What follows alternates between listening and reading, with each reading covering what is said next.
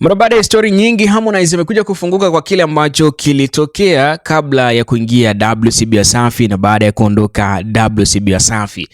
Alifanywa interview na kusema kwamba ile Wasafi imeanzishwa kimchongo sana. Kuna engo ambayo ilikuwa inatengenezewa lakini haikuwa kwenye engo ya biashara, na kuna mikakati mingi sana inatokea pale ndani ya WCB Wasafi ambao watu wengi zaidi hawafahamu kuhusiana na kile kitu kinachoendelea. So what's popping? Kipi kimetokea?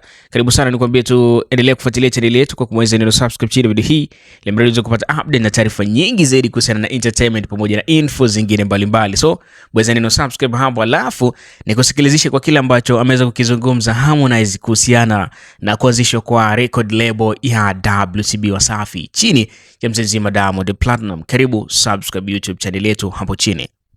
Sasa Harmonize amekuja kufunguka kwa kile ambacho kimetokea siku kadhaa nyuma, na kulikuwa na utani wa hapa na pale, na in case alivyokuwa anaondoka WCB Wasafi kulikuwa na story nyingi sana.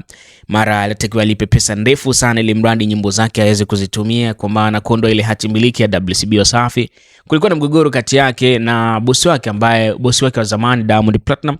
By the way, waliumaliza na uliisha juu kwa juu, na hilo bifu hadi this time around bado linaendelea. So hivi karibuni bana ameweza kufanywa interview exclusive moja, ambapo Harmonize ameeleza kwamba kilichotokea WCB Wasafi ni miongoni mwa record label ambazo zinaendeshwa kwa maslahi binafsi na zinaendeshwa kwa pendekezo la mtu mmoja mmoja, sio kuangalia engo nzima ya jamii kwa kile ambacho wanakihitaji. Kwa nini amesema hivyo? Amesema kwamba mzee Diamond Platnumz anahusika namna moja ama nyingine kuweza kuua vipaji ambavyo vinatoka pale WCB Wasafi. So akamtolea mfano Rich Mavoko, kwa maana aliingia pale WCB Wasafi and then alivotoka pale akawa amepotea kabisa, lakini the way alivyokuwa pale WCB alikuwa anakiwasha kinoma noma. Lakini akiachana na hivyo, anamzungumzia Lava Lava, alikuwa ana perform at least somehow, unaona kabisa kweli hii ngoma inaimbika, inasikilizika na pia inaingia mjini, lakini baada ya kuondoka tu pale shughuli kawa imeishia hapo. Sasa hivi hatumsikii tena Lava Lava,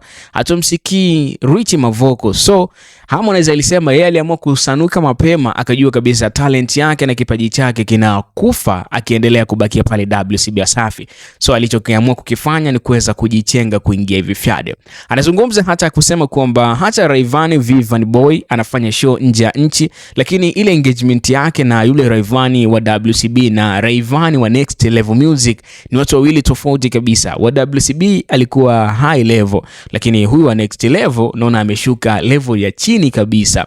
Kuna Harmonize anaeleza na kusema kwamba ukiwa pale WCB, jamaa anataka kutumia kwa lengo lake mwenyewe binafsi kwa ajili ya kunufaisha mipango yake na harakati zake, lakini muda ukihitaji kuondoka pale WCB, jamaa anakulazimisha uendelee kusalia pale pale WCB ili mradi uweze kutimiza kitu ambacho yeye anakitaka. So ukilazimisha kuondoka kwa asira, kuondoka kwa mikakati yako mwenyewe, labda umepata target, umepata deal fulani nono zaidi ya kubakia WCB, jamaa anatengeneza chuki na wewe moja kwa moja, anakuja kukuharibia mipango yako yote. Hivyo usipojipanga mzee wangu utaumia sana. Ameweza kuzungumza mambo mengi sana mzee mzima Harmonize kwa hicho ambacho kimetokea, na akizungumzia kuhusiana na hiyo lebo ya WCB Wasafi. So in case wewe ulifuatilia kuanzia mwanzo hadi mwisho namna Harmonize alivyoondoka kwenye lebo ya WCB na hadi sasa hivi anavyofanya na Konde Music, kuna nini hapo katikati kimetokea, na performance ya